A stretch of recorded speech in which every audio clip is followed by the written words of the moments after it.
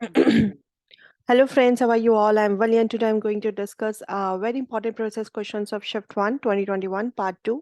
In the previous sessions, we have completed many questions. So today I'm going to start from the question, which of the following statements defines the basic philosophy, theory and practice of teaching children according to critical pedagogy? आपको बताना है इनमें से कौन सी statement है जो define करिए philosophy के बारे में, उसकी थ्योरी के बारे में और किस तरह से बच्चों को पढ़ाना है critical pedagogy के according. So first of all, you have to know what is the critical pedagogy. Critical pedagogy means critical consciousness. Critical approach एक टीचिंग और लर्निंग की वो अप्रोच है जिसके अंदर आप अटेम्प्ट करते हैं कि किस तरह से आप लर्नर से क्वेश्चन करेंगे, कैसे उनको डोमिनेशन सिखाएंगे, उनकी बिलीव्स को समझेंगे, उनको प्रैक्टिस कराएंगे कि वो डोमिनेट को डिटरमाइन कर सकें। या फिर हम दूसरे वर्ड्स में ये बात कह सकते हैं कि it is a theory and practice of helping learners ताकि वो क्रिटिकल कॉन्शियसनेस को अचीव कर सकें, क्रिटिकली चीजों को समझ सकें, उनके अंदर इस चीज को लेके अवेयरनेस हो, कॉन्शियसनेस हो। तो कौन से हमारे बेस्ट ऑप्शंस हैं इसमें? अगर हम बेस्ट ऑप्शंस की बात करते हैं तो एक्सेप्ट करना multicultural needs to create equally comfortable learning environment for all children irrespective of cultural and social origin. कि आप मल्टीकल्चरल नीड्स को एक्सेप्ट करते हुए क्रिएट करो एक इक्वल कंफर्टेबल लर्निंग इन्वायरमेंट। ये तो कहीं ना कहीं आप इनके एक इंक्लूसिव एजुकेशन की बात कर रहे हैं। चैलेंज करना ट्रेडिशनल बिलीव्स को नॉलेज के बेसिस पे, ऑल्टरनेटिव्स को चेक करना, क्रिएट करना नॉलेज को through thoughts, experience and dialogues. Emphasis देना कंसेप्ट्स पे जैसे कि compassion, kind heartedness, healthy dialogues, ensure करना चिल्ड्रंस की वेल बीइंग और उनके सोशल डेवलपमेंट को। पॉइंट सब अच्छे हैं लेकिन कोई भी पॉइंट क्रिटिकल पीडागोजी को डिफाइन नहीं कर रहा है। आपकी जो स्टेटमेंट है उसके according basic philosophy, theory and the practice of teaching children according to critical pedagogy. Critical pedagogy आप बच्चे के अंदर क्रिटिकली कॉन्शियसनेस को जगाएं, उसके बिलीव्स को, वो किस तरह से नॉलेज को गेन करता है, क्या उसका व्यू है, कैसी उसकी लर्निंग है, कैसे वो किसी भी चीज का डीप मीनिंग जानने की कोशिश करता है, किसी भी चीज के कॉज को जानने की कोशिश करना, किसी भी रूट कॉज को जानने की कोशिश करना, ये आपका क्रिटिकल पीडागोजी होता है। तो हमारा जो आंसर है, this is the fourth option is your correct answer. The case study method, हम जानते हैं केस स्टडी मेथड सबसे ज्यादा कौन सी क्वालिटेटिव रिसर्च डिजाइन में इन्वॉल्व होता है। केस स्टडी का क्या मतलब होता है? इन डेप्थ स्टडी, जब आप किसी भी इंडिविजुअल के ऊपर, किसी भी केस के ऊपर बहुत इन डेप्थ स्टडी करते हैं। ठीक है, अब आपको बताना है इन क्वालिटेटिव रिसर्च डिजाइन के बेसिस पे कौन सा केस स्टडी मेथड, कौन सा होगा जिसमें ये इन डेप्थ स्टडी इन्वॉल्व होगी। ग्राउंडेड थ्योरी रिसर्च डिजाइन में हम लोग रूट कॉज के बेसिस पे, ग्रास रूट के बेसिस पे देखते हैं। ठीक है, बिल्कुल एक स्ट्रक्चर्ड आपका डिजाइन होता है। नैरेटिव, जब स्टोरी टेलिंग की बात की जा रही है, कहानी सुनाने की बात की जा रही है, बायोग्राफीज की बात की जा रही है, तो आपका नैरेटिव हो जाएगा। फिनोमिनोलॉजी, किसी भी फिनोमिना के ऊपर स्टडी करना। लेकिन जब आप इन डेप्थ बात करते हैं तो कहीं ना कहीं आपकी इथनोग्राफिक की बात आती है। इथनोग्राफी एक वो स्टडी होती है जिसको आप डायरेक्ट ऑब्जर्वेशन के बेसिस पर ऑब्जर्व करते हैं। जो आपके यूजर्स है जिनके ऊपर आपको ऑब्जर्वेशन चेक करनी है, एक नेचुरल इन्वायरमेंट के अंदर, ऐसे नहीं कि आप किसी कंट्रोल्ड इन्वायरमेंट में, नहीं लैब में, नहीं किसी भी कंट्रोल्ड इन्वायरमेंट में, नहीं किसी भी नेचुरल एनवायरनमेंट में आप डायरेक्टली ऑब्जर्व कर रहे हैं, उनको स्टडी कर रहे हैं अपने पार्टिसिपेंट्स को। The objective of this type of research is to gain insights into how users interact with things in their natural environment. आपको बिल्कुल नेचुरली देखना है, ऑब्जर्व करना है जो आपके पार्टिसिपेंट्स हैं, जिनको जिनको आप ऑब्जर्व कर रहे हो कि किस तरह से वो इंटरेक्ट करते हैं चीजों के साथ नेचुरल एनवायरनमेंट में। एम क्या होता है हमारी एथनोग्राफिक रिसर्च का? Aim, because it's a qualitative research, तो इसका एम क्या होगा कि किस तरह से लोग आपस में सोशली इंटरेक्ट करते हैं एक किसी भी इन्वायरमेंट में। इस रिसर्च का जो मतलब होता है, हमें देता क्या है, वो एक पूरी इन डेप्थ इंसाइट देता है कि लोगों का क्या व्यू है, क्या एक्शंस है किसी भी चीज को लेके। एक पूरे दिन में अगर आप किसी दो, एक दो लोगों को आप ऑब्जर्व करके देख रहे हैं, एक नेचुरल एनवायरनमेंट में क्या उन लोगों का पर्सपेक्टिव्स होते हैं, किस तरह से वो चीज़ों को परसीव करते हैं, किस तरह से उन अपना इंसाइट बनाते हैं, क्या चीज़ होती है, ये सब चीज़ हम किसके बेसिस पे सीखते हैं कि एथनोग्राफिक रिसर्च के बेसिस पे क्या होता है, आप एक इन डेप्थ स्टडी कर लेते हैं एक पूरे इंसान के बारे में कि वो कैसी चीज़ों को बारे में सोचता है, क्या उसका व्यू है, किस तरह से वो थिंकिंग करता है। तो इस तरह से ऑब्जर्व करके, डायरेक्टली ऑब्जर्व करके आप देख सकते हैं उस इंसान के बारे में, आप इन डेप्थ इंसाइट के बारे में आपको पता चल जाता है। तो ये हमें रिसर्चर्स को क्या प्रोवाइड करती है एथनोग्राफिक रिसर्च, कि किस तरह से लोग आपस में एक दूसरे के साथ इंटरेक्ट करते हैं एक नेचुरल एनवायरनमेंट में। तो कहीं ना कहीं आपको ये एक इन डेप्थ स्टडी देती है। तो हमारा आंसर क्या हो जाएगा? Ethnographic research. नेक्स्ट क्वेश्चन है जो कि हमारा assertion A रीजन आर से बिलोंग करता है. Assertion A, the value of reliability coefficient of a test. Value बतानी है आपको रिलायबिलिटी कोफिशिएंट की टेस्ट की जो वेरी करती है फ्रॉम 0 टू +1, लेकिन वो नेगेटिव नहीं है. तो बिल्कुल ठीक बात है, क्योंकि जो हमारी रिलायबिलिटी होती है, रिलायबिलिटी का क्या मतलब होता है? कंसिस्टेंसी. किसी भी चीज की कंसिस्टेंसी को चेक करने के लिए पहली बात तो हमारी जो ये वेरी करती है 0 टू +1 वेरी करती है, बिल्कुल ठीक बात है. और ये नेगेटिव भी नहीं होती. नेगेटिव क्यों नहीं होती? क्योंकि इसमें रिलायबिलिटी कभी भी आपकी नेगेटिव नहीं होती. तो जब अब भी हम कोरिलेट करते हैं सेट ऑफ स्कोर्स को किसी भी पैरेलल स्कोर्स के साथ, तो वो कभी भी नेगेटिव नहीं आता. रिलायबिलिटी का मतलब ही ये होता है कि आप कंसिस्टेंसी चेक कर रहे हो किसी चीज को, किसी भी चीज की कंसिस्टेंसी चेक करना टेस्ट रीटेस्ट करके. तो ये आपका नेगेटिव नहीं होता. तो इसलिए हमारी दोनों स्टेटमेंट बिल्कुल ठीक है. सो इसके अकॉर्डिंग हमारा आंसर हो जाएगा A and R R true and R is the correct explanation of A. The system of objective analysis of written और स्पोकन वर्बल कम्युनिकेशन. सिस्टम बताना है आपको ऑब्जेक्टिव एनालिसिस का, कि जब आप ऑब्जेक्टिव एनालिसिस कर रहे हो अपने क्लास में, जनरली हम ये क्लास में ही यूज करते हैं. जो एज अ टीचर जब अपने स्टूडेंट से बात करता है, अब वो कुछ चीजें ब्लैक बोर्ड पे लिख के आपको समझाता है, कुछ चीजें वो ओरली वर्बली आपसे कम्युनिकेट करता है. तो कहीं ना कहीं टीचर अपने स्टूडेंट के साथ क्लासरूम में क्या कर रहा है? इंटरेक्ट कर रहा है. तो इंट्रैक्शन एनालिसिस कहलाती है हमारी. इसे एक बार थोड़ा सा देख लेते हैं. जनरली जो हमारी इंट्रैक्शन एनालिसिस होती है यूज की जाती है क्लासिफाई करने के लिए वर्बल एंड रिटन कम्युनिकेशन, किसके बीच में? टीचर्स के बीच में और स्टूडेंट्स के बीच में, वो किस तरह से क्लासरूम में एक दूसरे के साथ इंटरेक्ट कर रहे हैं. अब जो हमारे बाकी के 3 ऑप्शंस थे उनको भी एक बार देख लेते हैं, क्योंकि कई बार क्या होता है कि आपका जो क्वेश्चंस होते हैं वो ऑप्शन में भी बनते हैं. तो कंटेंट एनालिसिस क्या होता है? एक रिसर्च टूल होता है जो डिटरमाइन करने के लिए, जो हम किस चीज को चेक करते हैं, किसी भी कंटेंट की, कंसेप्ट्स की, वर्ड्स को चेक करने के लिए, जो भी क्वालिटेटिव डाटा या जो भी टेक्स्ट आपको गिवन है. कंटेंट को एनालाइज करने का मतलब क्या होता है? किसी भी कंटेंट को चेक करना. ठीक है. Using content analysis researchers can quantify and analyse the presence, meanings, relationship के इन वर्ड्स का एक दूसरे के साथ क्या मीनिंग है, क्या प्रेजेंस है, क्या रिलेशनशिप है, कर सकते हैं. थीम्स का, कंसेप्ट्स का. तो कंटेंट एनालिसिस आपको क्लियर हो गया.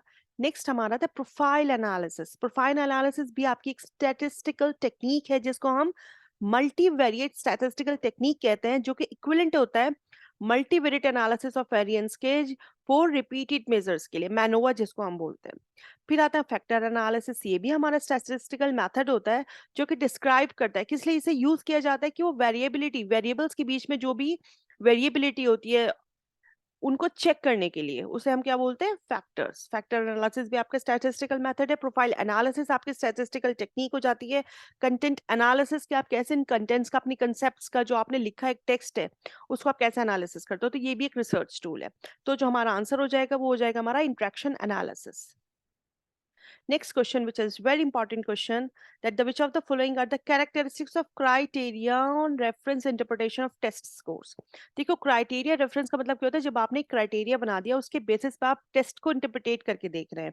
दैट मीन जैसे आपका नेट का एग्जाम होता है तो हमारे इस पे क्राइटेरिया होता है कि जो आपका फर्स्ट पेपर होता है वो 40% उसमें आपके आने चाहिए, तभी आपका क्वालिफाई होगा.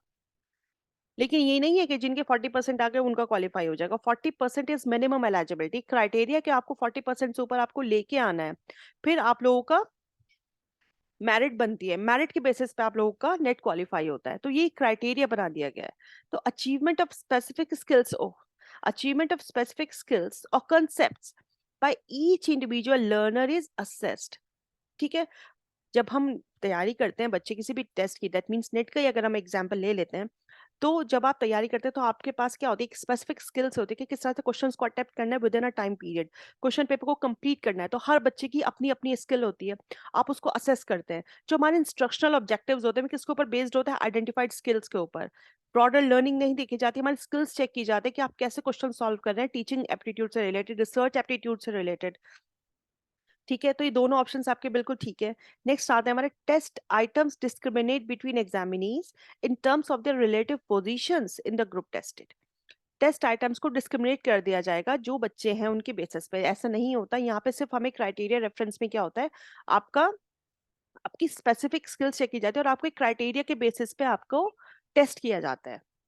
Scores are expressed in terms of percentile ranks to ensure inter examinee comparison, कि आपको कंपेयर करके देखा जाएगा परसेंटाइल रैंक्स के बेसिस पे नहीं. वो हमारा नॉर्म रेफरेंस में होता है जिसमें हम कंपैरिजन करते हैं.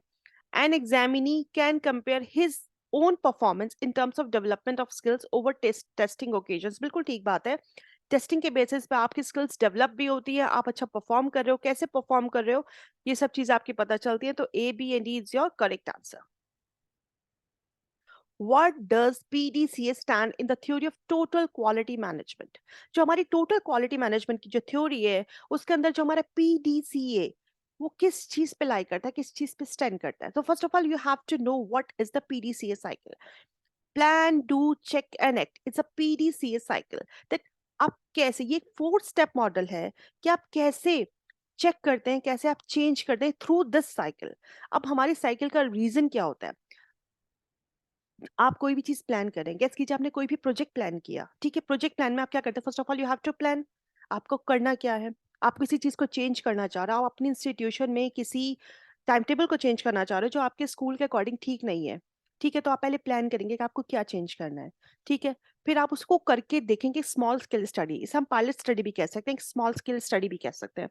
दैट मीन्स आपने किया, परफॉर्म किया, प्लान किया एंड परफॉर्म किया। फिर आपने उसको चेक किया कि जो आपने किया कि वो सही है कि नहीं। दैट मीन्स रिव्यू, जो आपने किया, रिजल्ट्स आप देख रहे हैं, इसके रिजल्ट्स कैसे निकल के आ रहे हैं। आपने देखा कि बच्चों ने क्या लर्न किया। कैसे की जगह एज अ टीचर और स्टूडेंट का हम कंपेयर करके देखते हैं, आपको लगता है कि इस टीचर की डिलीवरिंग का जो डिलीवर करने का जो तरीका है वो सही नहीं है। दैट मीन्स आपने कहा कि आप मेथड चेंज करके पढ़ाओ। जब आपने मेथड चेंज करवाया तो आपने देखा कि एक अच्छा चेंज आ रहा है। दैट मीन जब आपने टेस्ट को रिव्यू किया, एनालाइज किया, रिजल्ट्स को आइडेंटिफाई किया, तो आपने देखा कि बच्चों ने ज्यादा अच्छा लर्न किया है। दैट मीन्स फिर आप एक्शन लेंगे कि this is the best way that you deliver this type of lecture in the class. That means कि अब आपने देख रहा है कि लर्नर ने अच्छा रिस्पॉन्ड किया है, आपने जब एक्ट किया तो आपने ये किया कि अब आप इसी प्लान पे काम करेंगे। और अगर आपको लगता है कि ये प्लान आपका सही नहीं है तो फिर आप दोबारा प्लान करेंगे, दोबारा चीजें चेक करेंगे, टेस्ट करेंगे, फिर रिव्यू करेंगे। सो पीडीसीए साइकिल जो होती है, repeat it again and again for continuous improvement, हम इसे यूज करते हैं, ठीक है?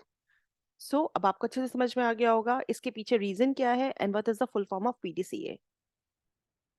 So the next question is, which of the following states the principles of scientific management theory? So you have to know what are the principles of scientific management theory, ठीक है? हमारी बात आती है science, not rule of thumb. That means rule of thumb क्या था? Rule of thumb जो था आपका एक ट्रेडिशनल मेथड था। आज का वक्त जो है हमारा साइंस सिनेरियो है कंप्लीट। तो अब आपके जो अगर हम देखा जाए फैक्ट्रीज होती हैं, कुछ भी होती है, वहाँ पे बड़े अच्छे अच्छे साइंटिफिक इंस्ट्रूमेंट्स होते हैं, अच्छे अच्छे साइंटिफिक मशीन्स आपके पास होते हैं, जिसके बेसिस पे क्या होता है, टाइम कम लगता है बहुत सारे काम होने में। तो अगर आप ट्रेडिशनल तरीके से लेके चलते हैं तो उसमें टाइम टेकिंग होता था बहुत ज्यादा। तो अब क्या होता है, एक मास प्रोडक्शन आपका होता है। तो अगर हम अपनी चाहते हैं कि हमारा मैनेजमेंट मैनेजमेंट अच्छा हो हमारी इंस्टीट्यूशंस में, हमारी ऑर्गेनाइजेशंस में या हमारे फैक्ट्रीज में, तो आपको एक अच्छी अप्रोच लेके चलना चाहिए, ठीक है? फिर बात आती है हार्मनी नॉट डिस्कॉर्ड। मतलब आपके अंदर अपने एम्प्लॉयज को लेके हार्मनी होनी चाहिए। जो भी काम आप करा रहे हैं, एक अच्छा साइंटिफिक मैनेजमेंट होना चाहिए, बट इसका मतलब ये नहीं है कि आप सामने वाले को फोर्स करें या आप सामने वाले को डीमोटिवेट करें। तो harmony is very important in scientific management. Cooperation not individualism, मतलब आपको कॉपरेट करना है ताकि सब लोग इकट्ठा काम कर सके। ऐसे नहीं कि आपको सिर्फ इंडिविजुअल टू इंडिविजुअल ही किसी को सपोर्ट करना है। Cooperation is very important, leader as well as employee both cooperative होने चाहिए, क्योंकि सब अपने अपने लेवल पे अपना अपना अच्छा वर्क करते हैं। तो इसलिए cooperation is very important in your, it's a good environment. Personal efficiency level के बेसिस पे एम्प्लॉय से काम कराना चाहिए। हर इंसान की अपनी एक पर्सनल लेवल होता है, कि इफिशिएंसी लेवल होता है, तो इफिशिएंसी को देखते हुए उनसे काम कराना चाहिए। जो जिसका काम है वो ही करे, मैनेजर मैनेजिंग का काम करे, एम्प्लॉयज एम्प्लॉयज का काम करें, सब अपने अपने लेवल्स के बेसिस पे काम किया जाए। तो these are the principles of scientific management theory. तो अब हम देख सकते हैं leisure time, work environment, harmony among the employees, relation. आप रिलेशनशिप बनाएंगे तो आप काम कैसे कर पाएंगे? रिलेशनशिप तो बनाना होता है, बट इतना ज्यादा नहीं कि आप काम से ऊपर रिलेशनशिप को वो दें focus. Routine work, hierarchical structure, motivation, punishment, ये अपने आप में नेगेटिव हो जाता है। Science not rule of thumb, harmony, cooperation and personal efficiency level. Very good, बिल्कुल ठीक है ये हमारा, कि आपको बिल्कुल एक साइंटिफिक स्ट्रक्चर में काम करना है। क्योंकि आप जानते हैं जो आपकी आजकल का जो वक्त है हमारा, तो अगर हम मास प्रोडक्शन चाहते हैं तो हमें अच्छी मशीन्स चाहिए होती हैं। तो हम ट्रेडिशनल लेवल पे काम करेंगे तो ज़्यादा तरक्की नहीं मिल पाएगी।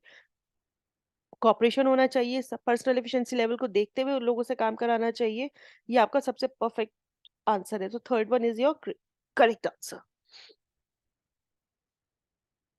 नेक्स्ट क्वेश्चन है हमारा, which of the following is known as unit cost? Unit cost होता क्या है? कि जो भी खर्चा आपके इंस्टीट्यूशन में हो रहा है उसे आप क्या करेंगे, डिवाइड कर देंगे अपने टोटल नंबर ऑफ स्टूडेंट से, तो आपका क्या होगा, यूनिट कॉस्ट निकल आएगी। तो देख लेते हैं हम लोग, total amount earn from cess and donation, जो टोटल अमाउंट अर्न हो रहा है डोनेशन से, ऐसा नहीं है।